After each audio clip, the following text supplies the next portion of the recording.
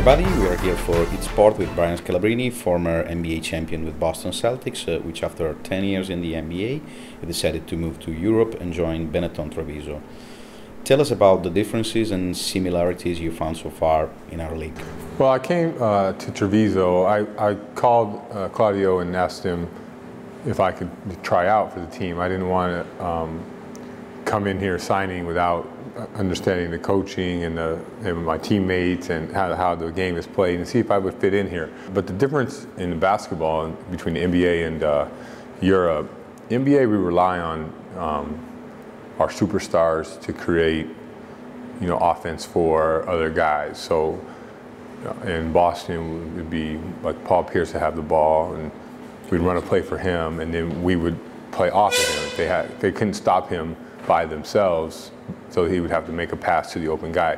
In Europe, we play more of a team game where anybody can get involved, and you might have me up top coming off a pick and roll, passing to a point guard who is a shooter. So it's a much different system, but it just took a little bit of time to get used to it, and now I'm liking it so far. What's your impression of the Italian league under the technical and physical aspects?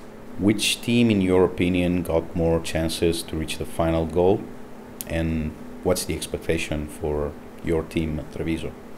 Well, I haven't seen every team in Italy, but I've seen Cantu. But I saw them early on. I saw Milan. We played against Milan. I saw them early on.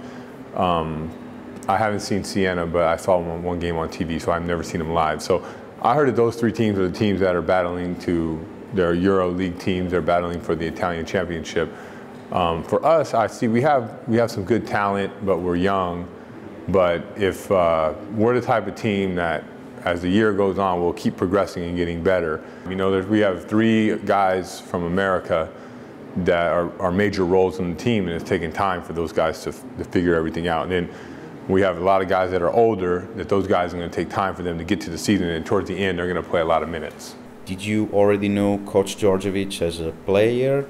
What do you think about his coaching system? How different he is from your experience in NBA? No, it's very different. I've heard of him as a player, and I've heard other people talk about him being one of the great players in Europe. But his coaching style and his playing style is very similar. He's very intense, and he wants you to just figure it out as you go and play with a lot of intensity. NBA, like I said earlier, is more of a superstar league, and you have to figure out how to stop those superstars and then minimize role players. And here, you have to be able to defend everyone. You never know where the shots are going to come from. So the style is different, but it's because the play is different too.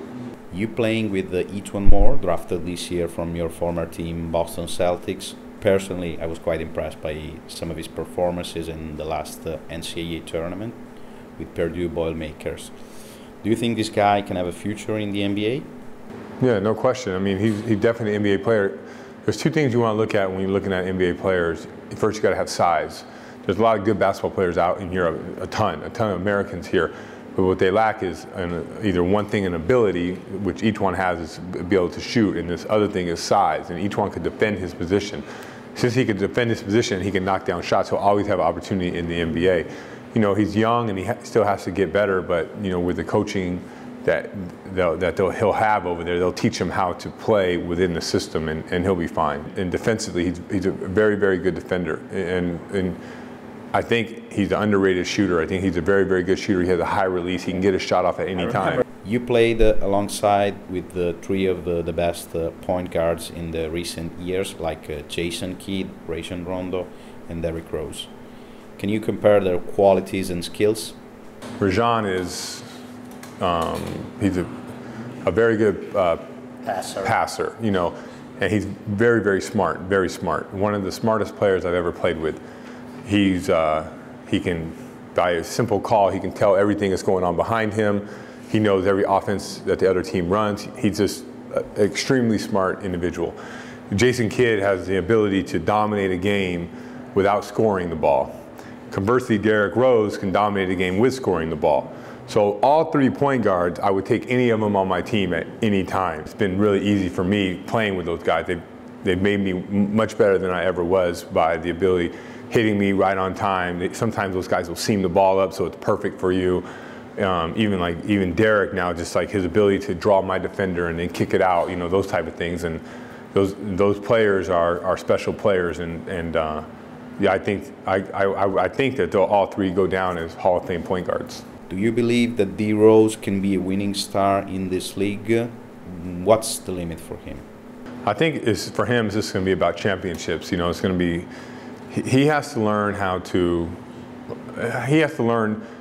the little bit of what Jason and Rondo kind of understand is like, I have my teammates, I'm going to get them involved, because Derek at any point of the game, at any point can dominate a game, and he can dominate it with his scoring ability.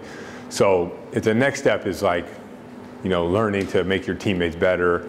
And he's already done that, don't get me wrong. I'm talking like just a little bit better. If you make each teammate better by 2%, well, you're 20% better as a team, and I think that's going to be his next step. But I picture him winning a lot of championships, especially with the coach that he has. I believe Thibodeau's a phenomenal coach. So last year you've been just one step away from the final game, the NBA Finals.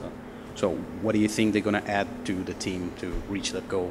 Miami was a better team than us. You can tell that Dwayne Wade and LeBron James were both clearly more experienced than our team at that juncture. They lost game one, and it didn't even bother them one bit.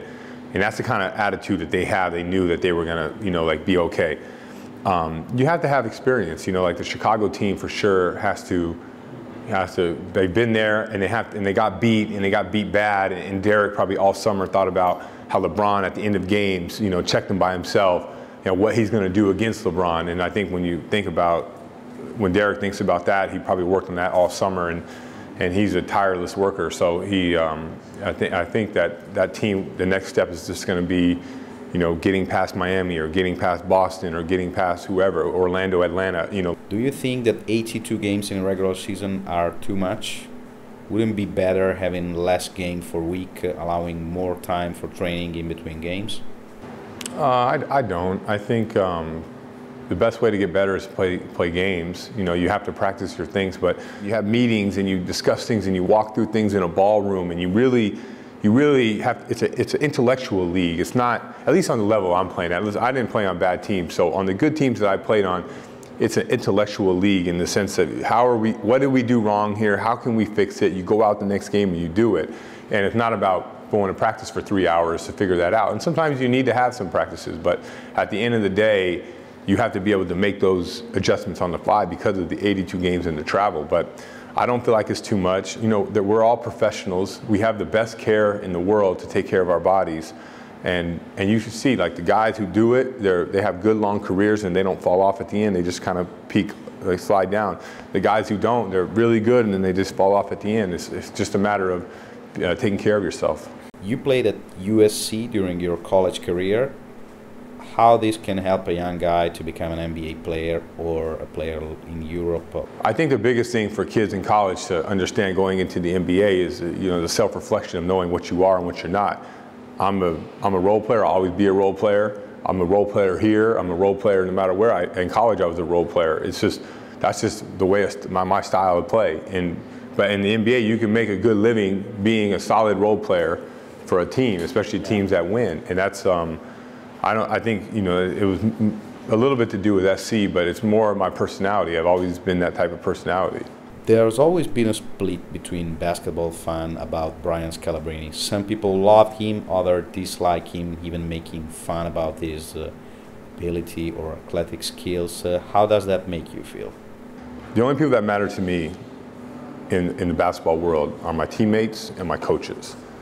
And you have my coaches who, like Thibodeau gets a job in Chicago and he wants me on his team. Yeah. So you're talking about the guy won Coach of the Year last year, and he brings me on his team. So if you think as a fan you know more than a guy who can pick anybody he wants, there's 400 people in the NBA, he can pick anybody he wants, but he wants me on his team, you have to really question yourself whether you're doing the right thing. If you're trying to make fun of a guy and thinking that I'm not a very good player, yet the Coach of the Year is picking me to be on his team. Go ask Doc Rivers what he thinks about me, and Doc Rivers will put me on his staff when I retire in a second. He trusts me. he knows I'm loyal to him and I'll do anything he asks me to do. People look at that and say, well, it's because he's not very good. But anybody that ever wants to come and play me one-on-one. It's just a matter of respect from your players and coaches. Yeah, exactly.